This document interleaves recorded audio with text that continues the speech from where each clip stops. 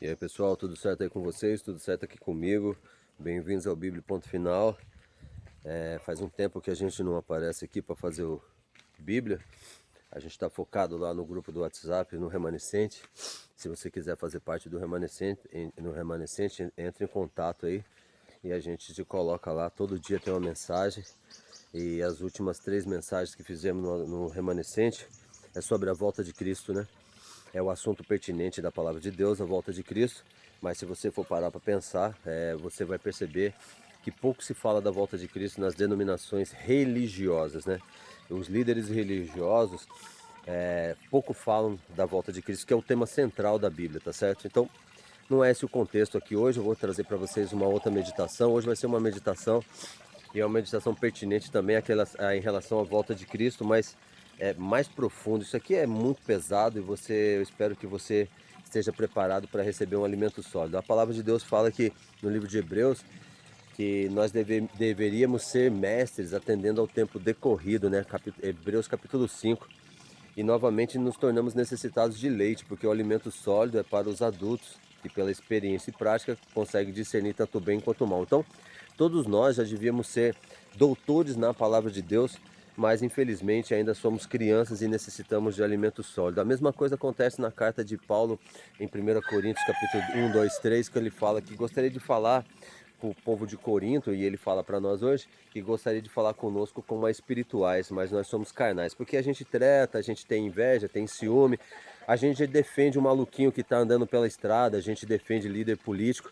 E ontem a menina, minha cunhada, estava falando assim, é porque eu quero que o cidadão saia do governo. Eu falei, isso não encana com essa parada não, cara. O verdadeiro cara adorador de Deus não foca nas coisas do mundo. Líder, esquece o cara que está na presidência, esquece o cara que está andando pelo mundo aí fazendo. Isso tudo é para tirar a sua atenção das coisas de Deus. Quando aparece no noticiário, um foi preso, o outro fez isso, o outro. É só para tirar a sua atenção, cara. O povo de Deus não interfere, não se envolve nas coisas políticas, cara. E aí você pode até torcer o nariz, mas é só você ver o relato bíblico. Os apóstolos não interferiram e não se envolveram nas questões políticas da época, tá certo? Cristo também não se envolveu nas questões políticas da época. Então por que você que se diz um cristão vai se envolver com as coisas políticas da época? Você tem que parar, cara, e acordar para a espiritualidade de Deus, porque senão você vai ser uma criança eterna e quando o Senhor voltar nas nuvens do céu, você não vai nem perceber, porque é isso que ele fala. Ele fala que quando ele voltar nas nuvens do céu, o mundo vai estar igual aos dias de Noé. Depois ele fala lá em Lucas 17 que o mundo vai estar igual à época de Ló. As pessoas não se apercebem, dão foco em outras coisas e esquecem o foco. Mas você é um cara que acredita em Deus, você fala que é um cristão, mas o seu foco se perdeu, tá certo? Eu vou trazer aqui para vocês a meditação de hoje. Ela é importante porque sem essa meditação você não tem o passaporte da alegria do Play Center, cara. Lembra do passaporte da alegria do Play Center? Tinha um carimbinho invisível, você colocava debaixo de uma luz e aí você podia andar em todos os brinquedos. Sem essa notícia aqui, você não consegue adentrar os céus. Se você quer sua salvação, essa notícia aqui, essa mensagem de suma importância é a única que vai fazer você entrar no céu, herdar a vida eterna, tá certo? É o seguinte, primeiro tabernáculo, quando Deus estava aqui andando, levando Moisés, Deus escolheu Moisés para tirar o povo do Egito e eles começam a fazer a travessia do deserto ali. Deus pede para construir um tabernáculo onde ele faria morada ali junto com os homens na terra. E esse tabernáculo, de acordo com o livro de Hebreus, ele é uma semelhança daquele tabernáculo verdadeiro. Ei, ei, ei! Parou! É assim, cara, ó, o ser humano é igual aos bichos. Eu acabei de alimentar as galinhas aqui e aí tem uns pintinhos. E as galinhas brigam, cara, elas não dividem a comida não. E agora dei comida para os dois lá, eles estão brigando por conta de um pedaço de pão.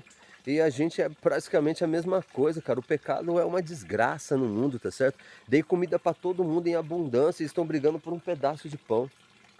É cabuloso. Mas vamos nessa aqui.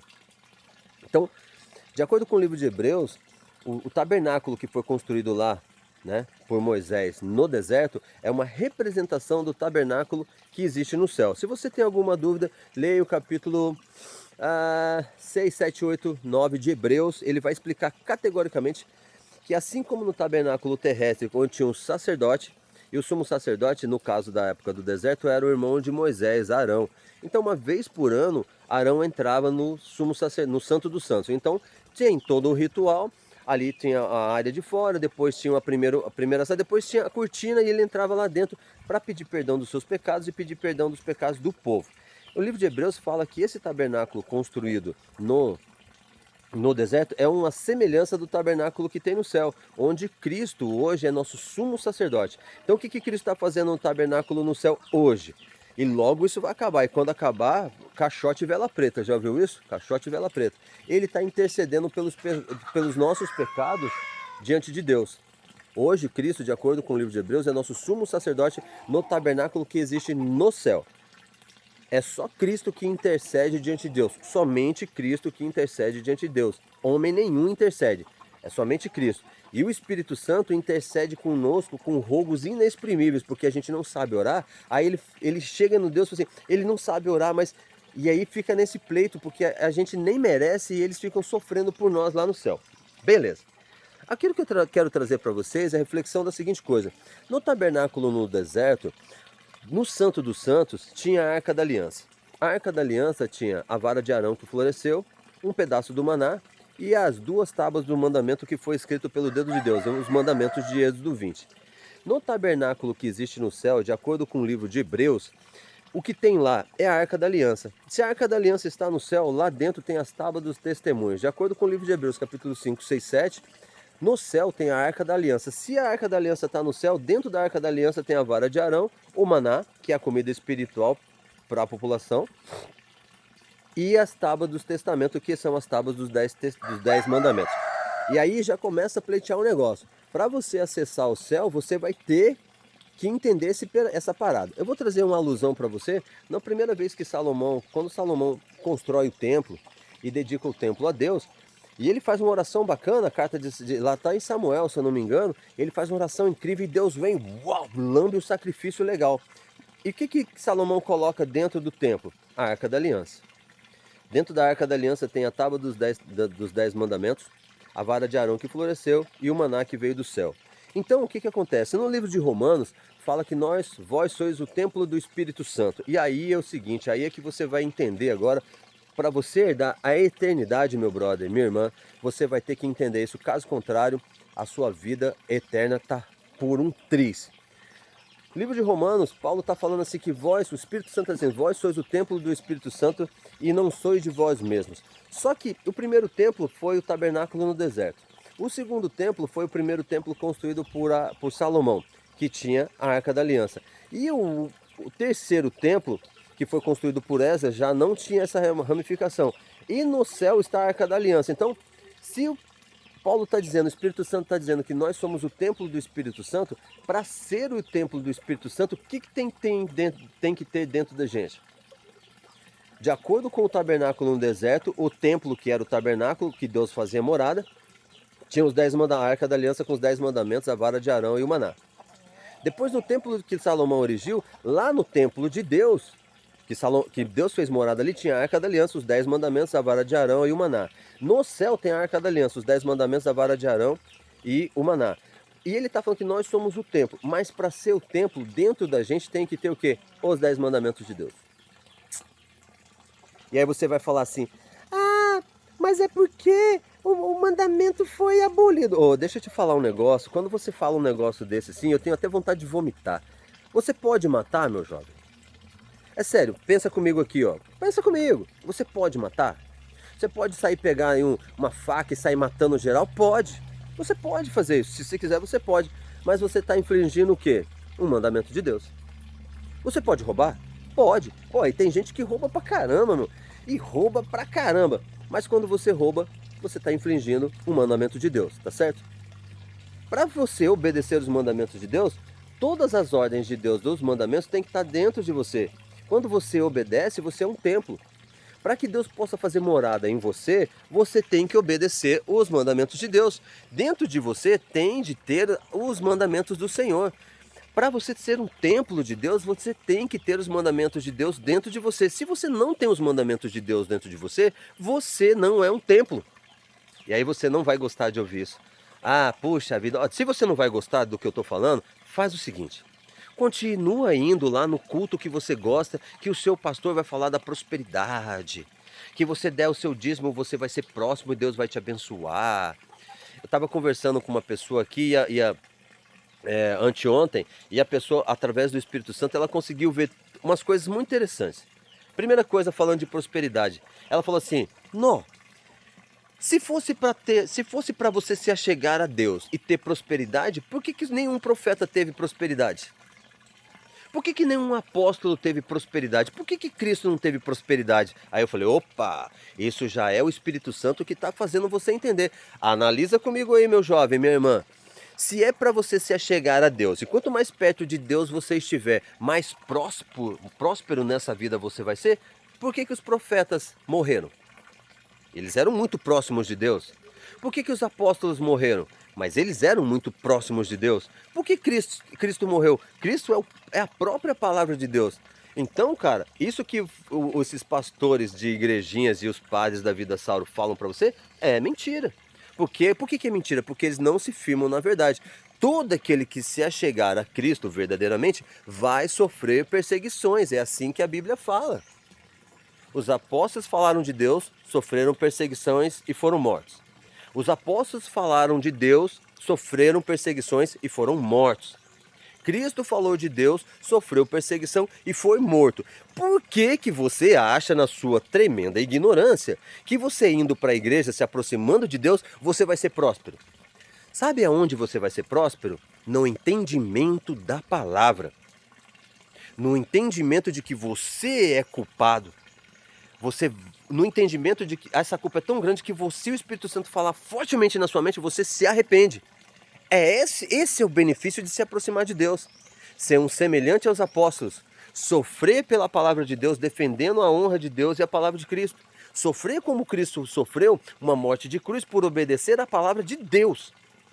Agora, quando você segue doutrinas implantadas pelos homens, que isso já vem lá da predição de do sonho de Nabucodonosor, revelado pelo profeta Daniel, onde o último reino da terra seria os pés misturados com ferro e com barro, que é Roma papal. Eles mudam os mandamentos de Deus e você segue esse quesito e nunca vai se aproximar de Deus. Então você nunca vai ser o templo de Deus, porque você já não tem mais os mandamentos de Deus dentro de você. Você não vai ser perseguido. Você não vai ser perseguido porque Satanás gosta de você, cara. Satanás te ama porque você já não guarda mais os mandamentos de Deus e nem quer ouvir falar dos mandamentos de Deus. Você que é um menino das igrejas evangélicas, eu gosto de falar assim, evangélicas da Silva Sauro. Você também não é um templo, cara. Porque você pegou a tradição romana e trouxe para dentro os batistas, a Deus é Amor, Assembleia de Deus, Testemunho de Jeová, os mormons, todos eles guardam o domingo. Mas o domingo não é mandamento de Deus. E aí, o que você vai me falar? Você vai falar que vai na Batista, você é um servo de Deus. Servo de Deus é aquele que obedece. A palavra servo é um cara que obedece. O chefe fala, o patrão fala e o servo obedece. Para ser servo de Deus, Deus tem que falar e você tem que obedecer. Para você ser um templo de Deus, você tem que ter a palavra de Deus dentro de você, os mandamentos dentro de você. Caso você não tenha, você não é um servo de Deus e você não é um templo de Deus. Aí você vai ouvir isso e vai falar assim: pô, esse cara tá ficando louco. Sim, pois o Senhor escolhe as coisas loucas do mundo para envergonhar as sábias. Mas você acha que indo na igreja, nos cultos, na missa, a sua vida espiritual tá ótima. Cara, continue indo. Mas se você ouvir atentamente a voz do Espírito, nas homilias dos líderes religiosos, pô, eu não gosto de falar, olha, eu vou te explicar um negócio, eu não falo padre, não gosto desse termo, porque padre é pai em latim. Cristo proibiu você chamar alguém de pai espiritual, que só existe um pai que está no céu. Eu não gosto de falar papa, porque papa é papai em italiano, e Cristo proibiu você chamar algum pai terrestre como pai seu espiritual. Então você já comete uma blasfêmia, chamando alguém de padre, chamando alguém de papa. Você está colocando para si homens em cima da sua cabeça, dizendo que um padre é seu pai e que um papa é seu papai. Tá errado. E você que é da igreja, que era para ser um protestante, que você não é mais um protestante, você não protesta contra os ensinamentos de Roma, você adquiriu as tradições de Roma e que foi colocada dentro da sua igreja e fala que é um crente. Você não é um templo. Se você não tiver os mandamentos de Deus dentro de você e não for perseguido por guardar os mandamentos de Deus dentro de você, você não é um servo de Deus, cara. Porque o servo obedece a Deus.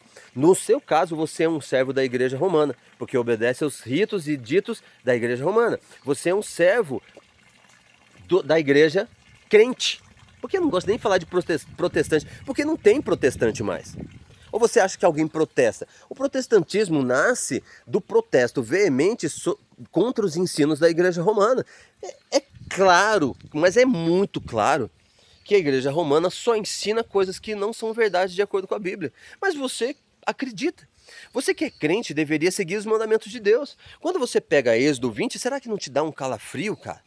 Pega lá Êxodo 20, os mandamentos de Deus, as tábuas da aliança. Pega lá Hebreus 8:10, que Cristo fala assim: eis o conceito que farei convosco, imprimirei os meus mandamentos e as minhas leis no seu coração, no seu entendimento. Quando você lê os 10 mandamentos e ainda continua indo no culto, dia de domingo, sabe que isso não dói seu coração? Quando você continua trabalhando no sábado, isso não dói o seu coração? É sério, você nem consegue mais ouvir a voz de Deus e ainda fala que é um servo de Deus, fala que acredita em Deus e fala que acredita em Cristo. A mensagem é essa, mas é necessário. Então, para você se enquadrar em Romanos, que Paulo fala através do seu Espírito, vós sois o templo do Espírito Santo, você tem que ter necessariamente a palavra de Deus dentro de você. Caso contrário, você não é um templo. Se você não é um templo, você não é um servo. E você não testemunha a favor de Deus. E a palavra de Deus vai ser testemunha contra você. Esse é um alerta de urgência máxima. Sabe, o IMET, ele manda agora nos celulares aí quando tem previsão de chuva, alerta de tempestade, não saiam, se protejam. Esse é um alerta para sua vida eterna. Se você acreditar, bem, cara, louvado seja Deus por isso. Mas se você não acreditar, quando chegar o dia do juízo, eu acabei de fazer no remanescente a leitura de 2 Pedro capítulo 3, que Pedro vem relatando o dia do Senhor, a volta, onde o Senhor vai destruir o planeta todo com fogo e os homens ímpios. Só vai resguardar os seus servos. Quem são os servos de Deus na volta de Cristo? Os que têm os mandamentos do Senhor dentro de si. Apocalipse 12:17 fala: e o dragão irou-se contra a mulher e foi pelejar contra o remanescente, os que guardam os mandamentos de Deus e têm a fé em Cristo. Apocalipse 14:6 fala: essa é a perseverança dos santos, os que guardam os mandamentos de Deus e têm a fé em Cristo. Se você é um perseverante, um santo, se você é um remanescente, você necessariamente tem que guardar os mandamentos de Deus. Se você é um crente dessas igrejas evangélicas e a sua igreja não ensina o sábado como um dia santo, sai dessa igreja. Se você leia Êxodo, meu jovem, leia Êxodo 20, cara. Eu rogo a Deus, leia. Você não sente um aperto no seu coração quando você percebe que Deus pediu para você fazer algo e você não está fazendo, cara? É sério. Então, para você ser um templo, você tem que ser igual ao tabernáculo que tinha os 10 mandamentos dentro da Arca da Aliança. Você tem que ser igual ao templo de Salomão que tinha a Arca da Aliança, os 10 mandamentos lá dentro. Você tem que ser igual o livro de Hebreus fala que o Senhor agora está no tabernáculo no céu. E no céu tem a Arca da Aliança e dentro da Arca da Aliança os 10 mandamentos. Se você quer ser o templo e não tem os mandamentos de Deus dentro de você, você está perdendo tempo indo na sua igreja. Apocalipse 14:6 fala: e o primeiro anjo viu um anjo voar pelo meio do céu, levando o evangelho eterno a todo o povo, nação, tribo e língua, para testemunhos das nações. E você, o evangelho eterno é toda a palavra de Deus descrita na palavra dele na Bíblia. Se você já não acredita mais nisso, cara, você está perdendo tempo indo na igreja. Mas essa mensagem ela é assim porque os profetas falaram dessa maneira, o povo não acreditou. Os apóstolos falaram dessa maneira, mas o povo não acreditou.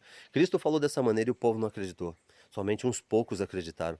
Eu gostaria que você fosse um desses poucos. Estude a palavra de Deus, se volte ao Senhor e seus mandamentos. Amém? Amém. Amém.